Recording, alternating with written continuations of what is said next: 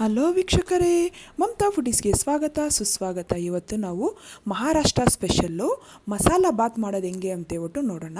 ಇದು ತುಂಬ ಫೇಮಸ್ ಮಹಾರಾಷ್ಟ್ರದಲ್ಲಿ. ಟೇಸ್ಟ್ ಅಂತೂ ತುಂಬ ಚೆನ್ನಾಗಿರುತ್ತೆ. ಇದು ಮಕ್ಕಳು, ದೊಡ್ಡವರು, ಚಿಕ್ಕವರು ಎಲ್ಲರೂ ಇಷ್ಟಪಟ್ಟು ತಿಂತಾರೆ. ಬನ್ನಿ ಹೆಂಗೆ ಮಾಡೋದಂತೇಳ್ಬಿಟ್ಟು ಮಹಾರಾಷ್ಟ್ರ ಸ್ಟೈಲಲ್ಲಿ ಮಸಾಲ ಬಾತ್ ಮಾಡೋದು ಹೆಂಗೆ ಅಂತೇಳ್ಬಿಟ್ಟು ನೋಡೋಣ. ಫಸ್ಟ್ ಒಂದು ಕಡಾಯಿ ತಗೊಂಡು ಅದು ಗೋಡ ಮಸಾಲಗೋಸ್ಕರ 1 ಟೀ ಸ್ಪೂನ್ ಎಣ್ಣೆ ಹಾಕಬೇಕು.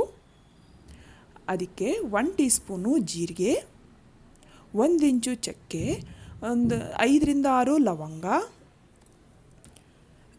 2 ಏಲಕ್ಕಿಕಾಯಿ, 1 ಕಪ್ ಏಲಕ್ಕಿಕಾಯಿ, ಒಂದು ಅರ್ಧ ಟೀ ಸ್ಪೂನು ಕಾಳುಮೆಣಸು, ಒಂದು 3 ರಿಂದ 4 ಬಿರಿಯಾನಿ ಎಲೆ ಹಾಕ್ಬಿಟ್ಟು 4 ಒಣಮೆಣ್ಸಿನ್ಕಾಯಿ ಹಾಕ್ಬಿಟ್ಟು ಸ್ವಲ್ಪ ರೋಸ್ಟ್ ಮಾಡ್ಕೋಬೇಕು. ಇದನ್ನು ಲೋ ಫ್ಲೇಮಲ್ಲಿ ಇಟ್ಕೊಂಡು ನಾವು ರೋಸ್ಟ್ ಮಾಡ್ಕೋಬೇಕು ನಿಧಾನಕ್ಕೆ.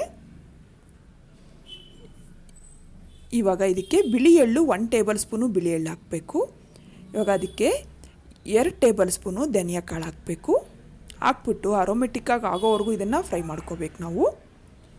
ಈ ಥರ ಸ್ವಲ್ಪ ಫ್ರೈ ಆದಮೇಲೆ ಇದಕ್ಕೆ ಕಾಯಿ ಇಲ್ಲ ಕೊಬ್ಬರಿ ಎರಡರಲ್ಲಿ ಯಾವುದಾದ್ರೂ ಪರವಾಗಿಲ್ಲ ಹಾಕ್ಬಿಟ್ಟು ಒಂದು ಸ್ವಲ್ಪ ಅದನ್ನು ಫ್ರೈ ಮಾಡ್ಕೋಬೇಕಾಗುತ್ತೆ. ನಾವು ಲೈಟಾಗಿ ಕಲರ್ ಚೇಂಜ್ ಆಗೋವರೆಗೂ ಫ್ರೈ ಮಾಡ್ಕೋಬೇಕು. ತುಂಬ ಫ್ರೈ ಮಾಡೋಕ್ಕೆ ಹೋಗಬಾರ್ದು, ತೆಂಗಿನಕಾಯಿ ಬೇಗ ಸೀದೋಗುತ್ತಲ್ಲ, ಅದಕ್ಕೋಸ್ಕರ. ಇವಾಗ ಇದನ್ನು ತಣ್ಣಗಾಗೋಗ್ಬಿಡಬೇಕು. ಇವಾಗ ತಣ್ಣಗಾದ್ಮೇಲೆ ಇದನ್ನು ಮಿಕ್ಸಿ ಜಾರ್ಗೆ ಹಾಕ್ಬಿಟ್ಟು ನೈಸಾಗಿ ಪೌಡ್ರ್ ಮಾಡ್ಕೋಬೇಕಾಗುತ್ತೆ ನಾವು. ಇದು ಗೋಡ ಮಸಾಲ ಅಂತಾರೆ. ಈಗ ಇದನ್ನು ಎಷ್ಟು ನೈಸ್ ಆಗುತ್ತೋ ಅಷ್ಟು ನೈಸಾಗಿ ಪೌಡ್ರ್ ಮಾಡ್ಕೋಬೇಕು. ನೋಡಿ, ನಂಗೆ ಈ ಥರ ಆಗಿದೆ. ಈಗ ಇದನ್ನು ಒಂದು ಬೌಲ್ಗೆ ಶಿಫ್ಟ್ ಮಾಡ್ಕೊತಾ ಇದ್ದೀನಿ. ಇದನ್ನು ಏರ್ ಟೈಟ್ ಡಬ್ಬದಲ್ಲಿ ನಾವು ಇಟ್ಬಿಟ್ಟು ಫ್ರಿಜ್ಜಲ್ಲಿ ಇಟ್ಕೊಂಡು ನಮ್ಗೆ ಯಾವಾಗ ಬೇಕೋ ಆವಾಗ ಮಾಡ್ಕೋಬೋದು. ಈ ಥರ ಪೌಡ್ರ್ ರೆಡಿ ಮಾಡಿ ಇಟ್ಕೊಂಡ್ರೆ ಬೇಗ ರೆಡಿ ಆಗೋಗ್ಬಿಡುತ್ತೆ. ಇವಾಗ ಮಸಾಲ ಬಾತ್ ಮಾಡೋದು ಹಿಂಗೆ ಅಂತೇಳ್ಬಿಟ್ಟು ನೋಡೋಣ. ಒಂದು ಕುಕ್ಕರಲ್ಲಿ 3 ಟೀ ಸ್ಪೂನ್ ಎಣ್ಣೆ ಹಾಕಬೇಕು. ಎಣ್ಣೆ ಬಿಸಿ ಆಗ್ತಿದ್ದಂಗೆ ಅದಕ್ಕೆ ಒಂದು ಪಿಂಚು ಇಂಗು, ಒಂದು ಅರ್ಧ ಟೀ ಸ್ಪೂನು ಅರಿಶಿನ ಹಾಕಬೇಕು. ಹಾಕ್ಬಿಟ್ಟು ಇದನ್ನು ಎಣ್ಣೆಯಲ್ಲೆಲ್ಲ ಚೆನ್ನಾಗಿ ಮಿಕ್ಸ್ ಮಾಡಾದಮೇಲೆ ಈಗ ಇದಕ್ಕೆ ಕಟ್ ಮಾಡಿರೋಂಥ ಒಂದು ದೊಡ್ಡ ಸೈಜ್ ಈರುಳ್ಳಿನ ಹಾಕ್ಬಿಟ್ಟು ಹಸಿ ವಾಸನೆ ಹೋಗೋವರೆಗೂ ಇದನ್ನು ಫ್ರೈ ಮಾಡ್ಕೋಬೇಕು. ನೋಡಿ, ಹಸಿ ವಾಸನೆ ಹೋಗಿದೆಯಲ್ಲ ಈರುಳ್ಳಿ. ಇವಾಗ ಇದಕ್ಕೆ ಶುಂಠಿ ಬೆಳ್ಳುಳ್ಳಿ ಪೇಸ್ಟು 1 ಟೀ ಸ್ಪೂನ್ ಹಾಕ್ತಾಯಿದ್ದೀನಿ.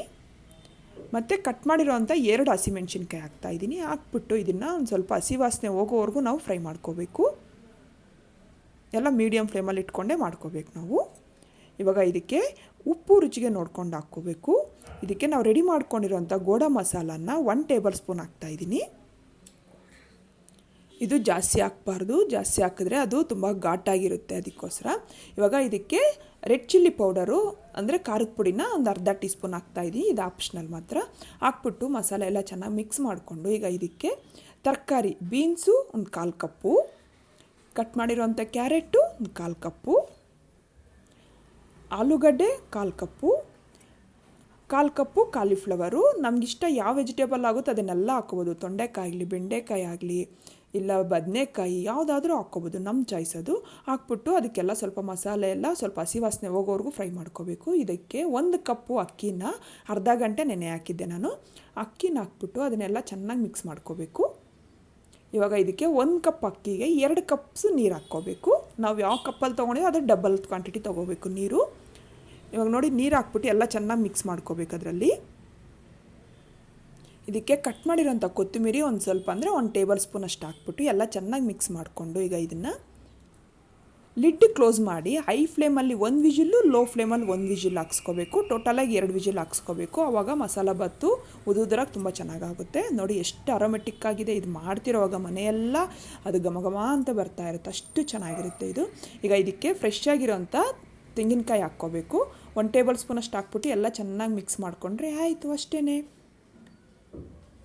ತುಂಬ ಚೆನ್ನಾಗಿರುತ್ತೆ ಫ್ರೆಂಡ್ಸ್. ಇದನ್ನು ನೀವು ಒಂದ್ಸಲಿ ಟ್ರೈ ಮಾಡಿದ್ರೆ ಯಾವಾಗಲೂ ಇದೇ ಥರ ಮಾಡ್ಕೊತೀರ. ಅಷ್ಟೇ ಆಗಿದೆ. ಈಗ ನಾನು ಸರ್ವಿಂಗ್ ಬೌಲ್ಗೆ ಸರ್ವ್ ಮಾಡ್ಕೊತಾ ಇದ್ದೀನಿ.